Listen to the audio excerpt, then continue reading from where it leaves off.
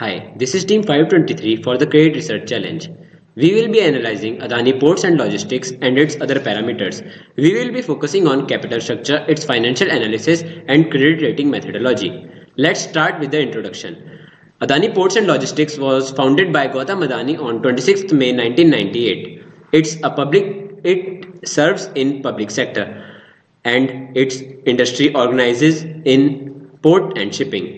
In November 2002, railway agreements of Adani Ports got signed. In April 2006, notification of SEZ arrived. In 2012, change of name from Mundra Port to Adani Port was there. It operates in transportation, storage, railway, agriculture, cargo handling, etc.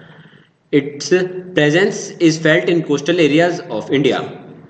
Various businesses and services are provided at these ports and terminals. At Mundra Port, the services provided are bulk and break bulk handling, container cargo, crude, liquid container, marine RO, etc. At Katupalli terminal, bulk and break bulk container type of services are provided. Management and corporate governance. As we can see shareholding pattern, in this promoters are having the major part, that is 62%, and mutual funds have got only 19%.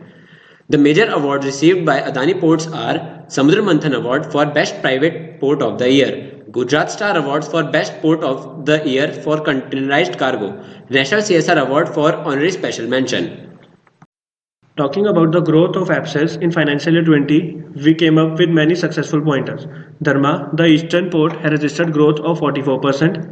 Mundra grew up with by 13%. Kuttupalli, the southern part, registered a growth of 23%. In quarter 3, the financial year 20, seven new containers were added, 5 at Mundra and 1 each at Ennore and Hazira.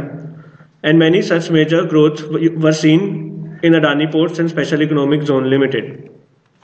Now we will be talking about financial strengths of Adani Ports. Quick ratio.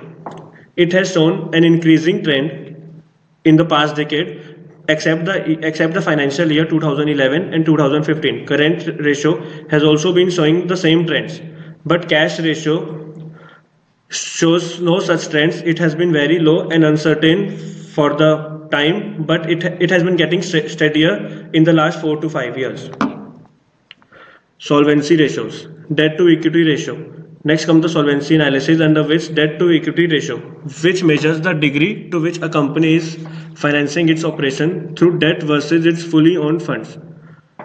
Its ideal ratio is 1.5, but APSES has constant high debt to equity ratio in the last decade, which shows that it generates most of its fund through debts.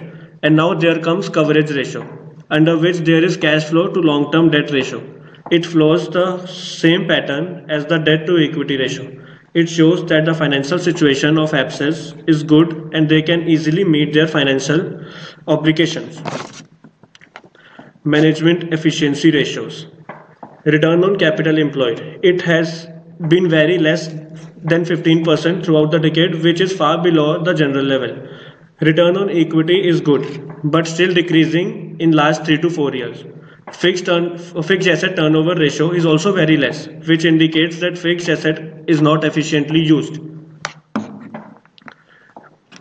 Analyzing the previous slides and all the graph, it shows that APSES is performing good, but APSES is performing good, but from last 2-3 years there has been a decreasing trend. Possible reasons could be increase in competition or wear and tear of some assets.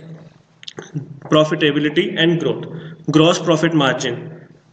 In the last decade, gross profits was increasing, but in the financial year 2018 and 2020 there has been a decreasing trend.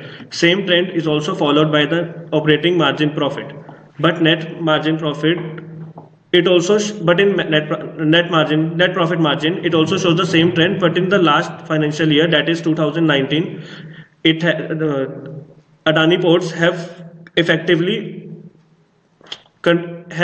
control over the sales. We will going to discuss about competitive positioning. As we see the graph, this is the comparison of Adani Ports along with its peers and industry. Now the competitors. Adani ports have main competitors like Concur, Netscribes and Thermax. And among all these, Thermax has the most CEO score while Adani ports has the highest revenue generated. So and the list of competitors continues. So capital structure. In the net profit, while comparing June and September 2019, we can see that September 2019 has more net profit than June 2019. During September 19, debt capital decreased because of which interest decreased and net profit increased. While in sales September 2019 has more sales than June 2019. As the debt capital decreased, financial distress with bankruptcy cost decreased. So the company could perform better and its sale increased. So investment summary.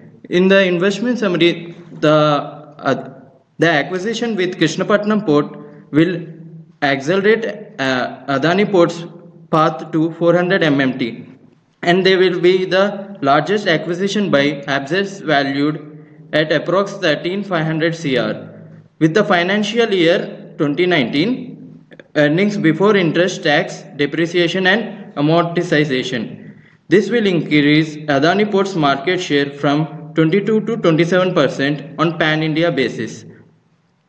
So this will and Adani Group will acquire 755 from the existing stakeholders of Krishnapatnam Port Company Limited.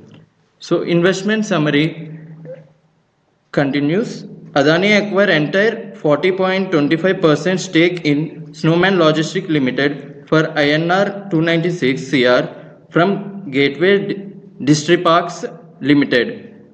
So whereas Snowman is market leader in cold chain logistics with over 30% of capacity among integrated organized cold chain service providers.